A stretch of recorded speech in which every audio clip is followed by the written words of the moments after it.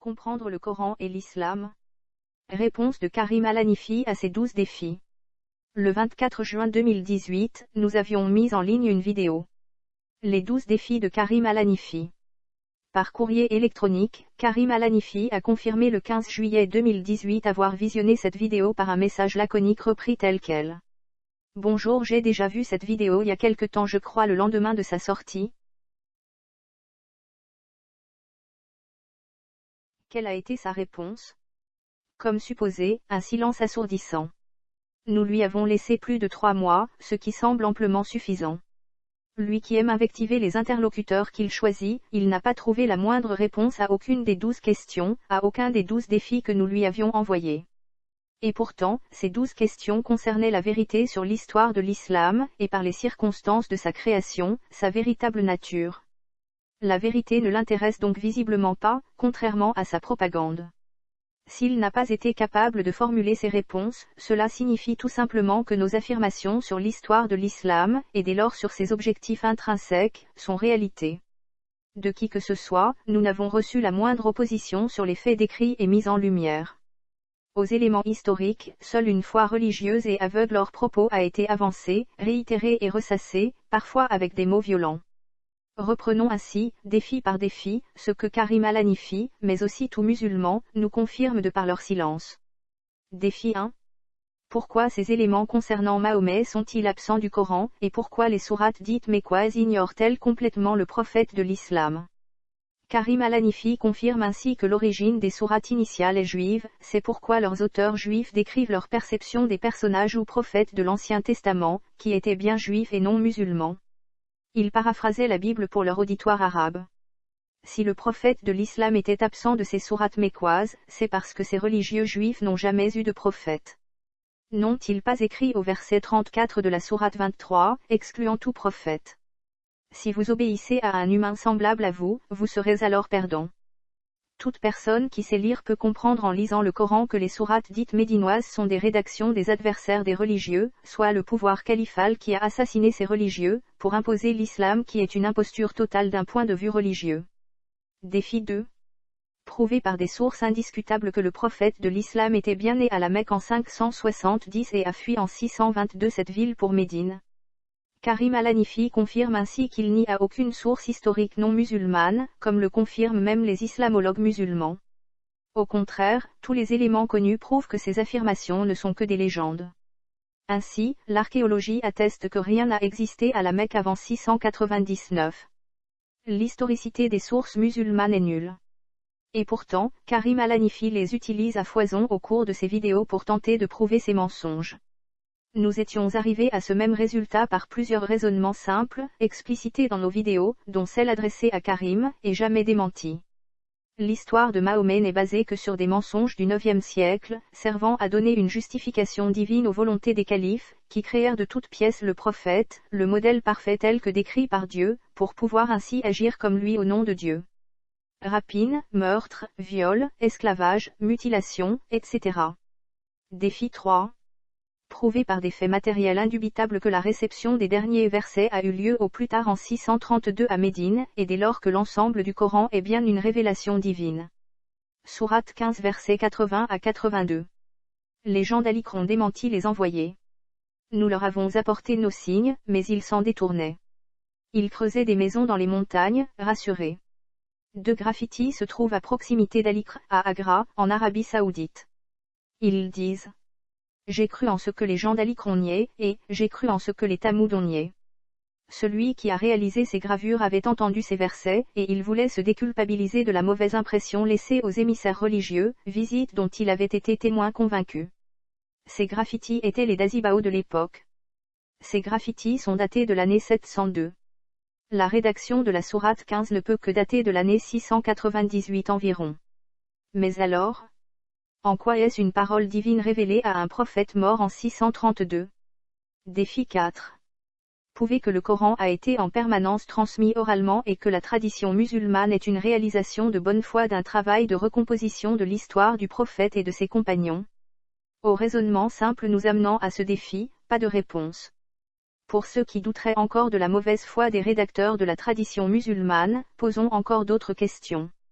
La tradition musulmane affirme que les compagnons et successeurs du prophète ont travaillé de nombreuses fois le texte coranique. Mais, dans ces récits, à cette époque, il n'est nulle question de l'élaboration et d'un travail analogue sur la tradition musulmane, qui est le mode d'emploi du texte coranique. Aurait-on ainsi créé une machine, aussi nébuleuse au 7e siècle, et rédigé son mode d'emploi, seulement au 9e siècle? Comment les croyants des 7e et 8e siècles situés à des centaines ou milliers de kilomètres pouvaient-ils être musulmans, sans pouvoir comprendre quoi que ce soit de cet islam? Défi 5. Prouvez en quoi une personne comme Rachid Benzine n'est pas musulmane, qu'il est moins musulman que vous, et qu'une telle perception de l'islam est fausse. Ou prouvez-nous que Rachid Benzine se trompe dans son analyse de l'islam?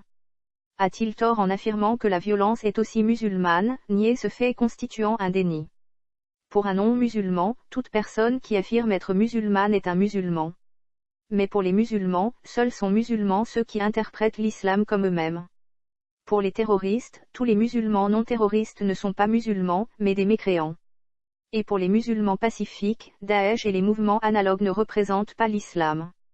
Au contraire, une personne comme Rachid Benzine reconnaît que toutes ces tendances font partie de l'islam. N'a-t-il pas raison? Est musulman toute personne qui récite sincèrement la shahada.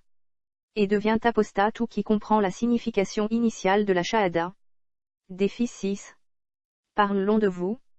Pouvez-vous citer ne fût-ce qu'un acte ou qu'une parole d'une personne quelconque qui vous a été transmis de manière analogue par une chaîne de transmission sur plus de 2 siècles?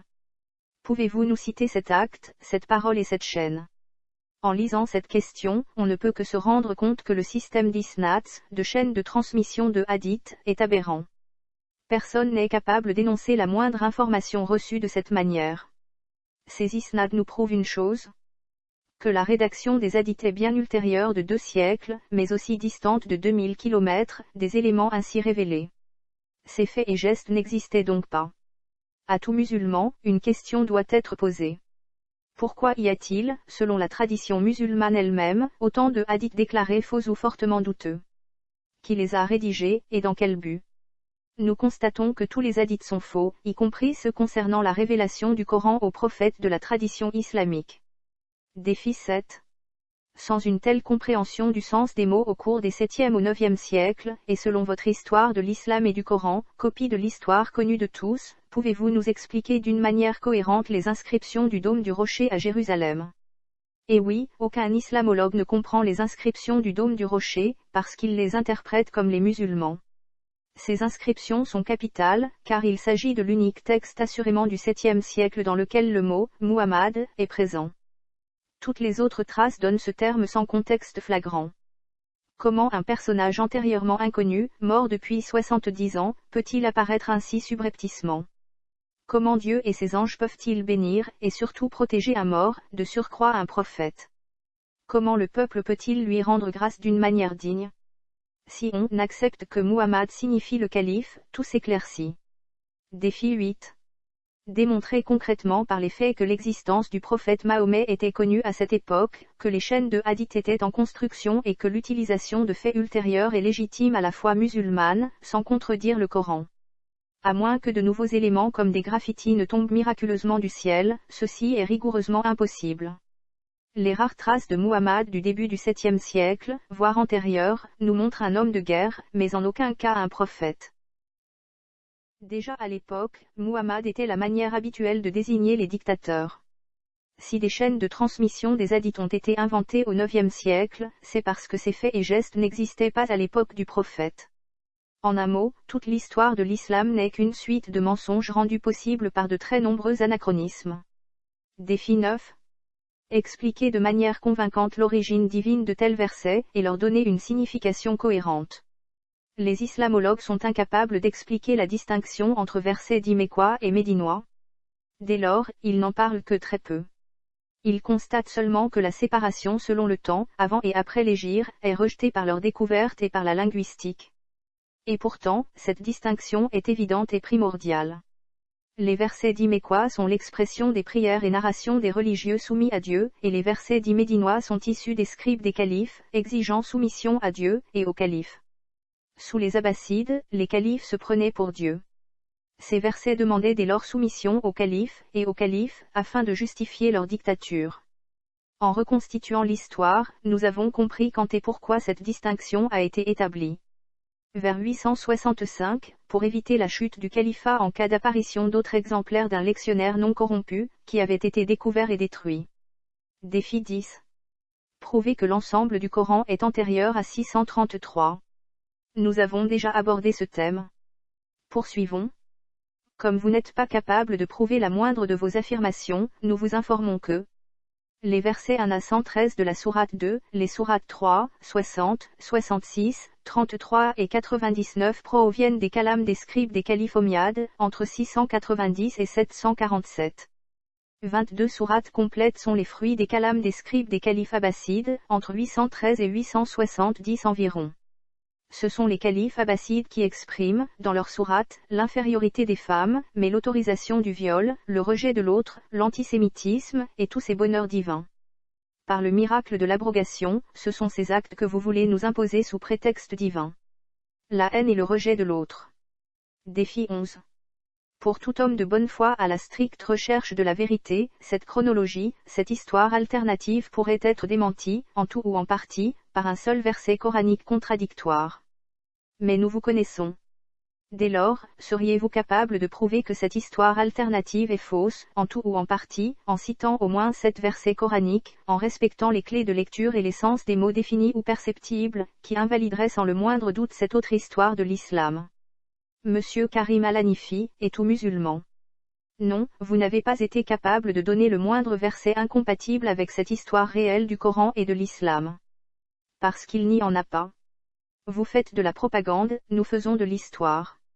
Vous démontrez ainsi clairement que cette histoire est authentique, et vous prouvez vous-même que l'islam est une idéologie messianique et satanique. L'affirmation d'être sauvé sans Dieu par la haine de l'autre. Défi 12. Prouver que l'islam est bien une religion, soit un ensemble de messages divins avec des réponses humaines à ce même Dieu. Nous en arrivons à la conclusion. Comme vous le démontrez par votre incapacité de mettre le doigt sur la moindre erreur de source ou de raisonnement de cette chronologie historique, l'islam n'est pas une religion. L'islam est une usurpation, un modèle politique fasciste du IXe siècle, imposé de gré ou de force à l'ensemble de l'humanité. Non, il n'est pas question de religion, parce que la théophanie, la révélation divine elle-même est une invention du calife Al-Mamoun en 820.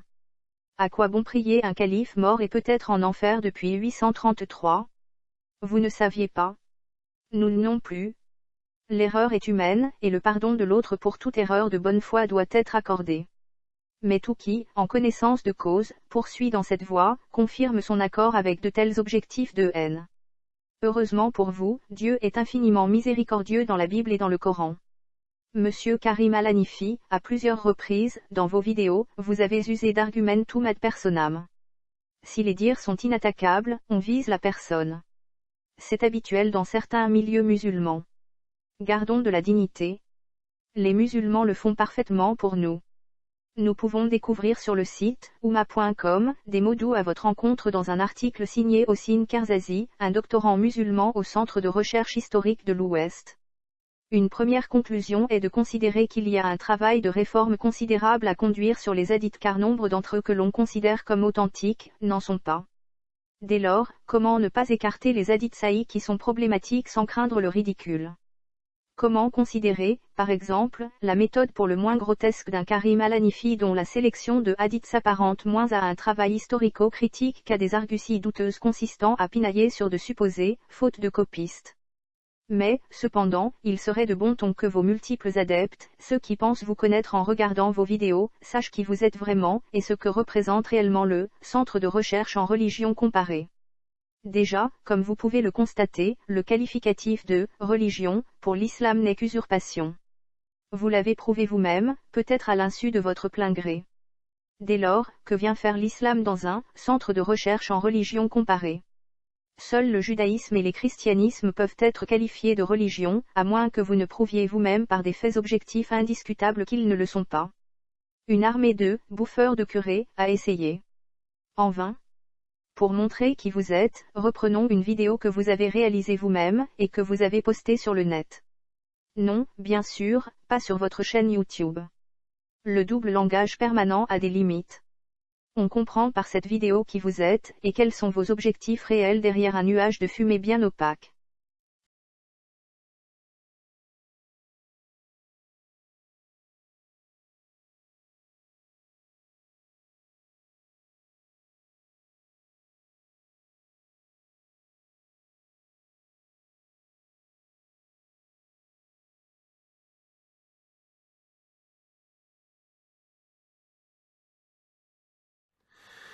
lorsqu'il y a eu Daesh qui a émergé, ce qui s'est passé, regardez bien ce que je vais vous dire parce que c'est très important.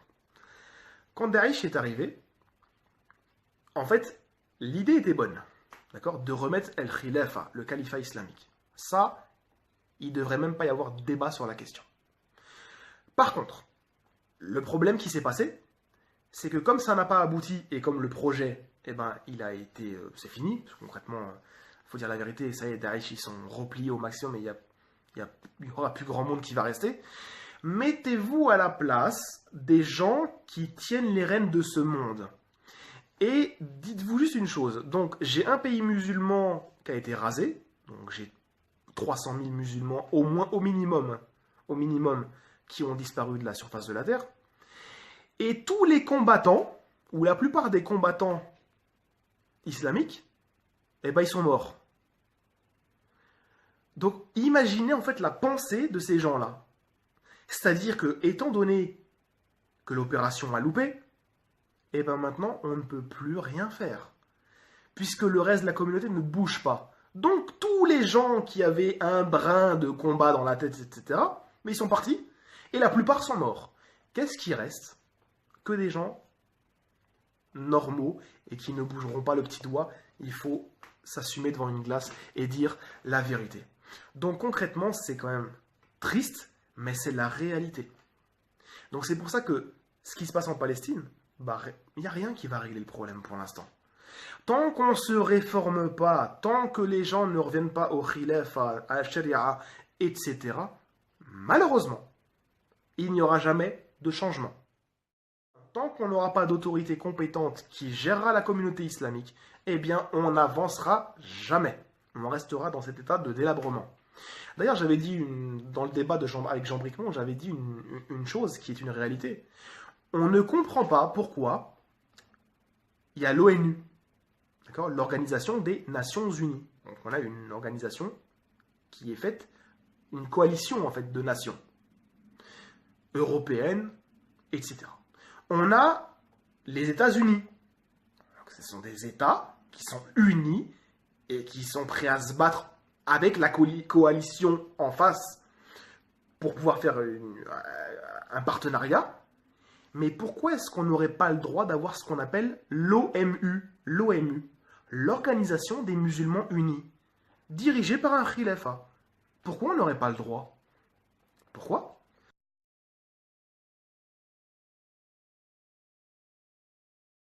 Pourquoi tout le monde a le droit d'avoir son propre, en gros sa propre coalition, son propre gouvernement, etc., mais que les musulmans n'ont pas le droit de l'avoir? C'est quand même une sacrée tristesse.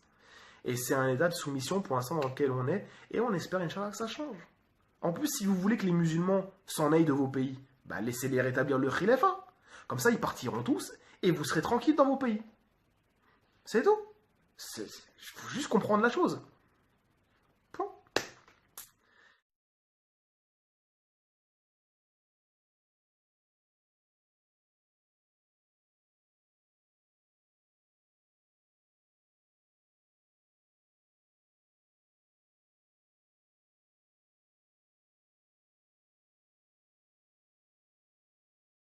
Oui, Karim Al-Hanifi, vous êtes un salafiste, terroriste, intellectuel, nostalgique de l'État islamique.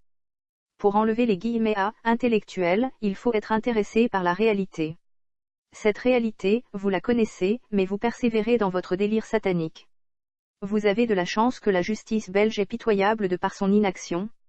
L'article 140 bis de son code pénal prévoit pour l'apologie du terrorisme de 5 à 10 ans de prison en plus d'une amende. Mais bon, il faut suivre la volonté de Shaitan, et non la vérité.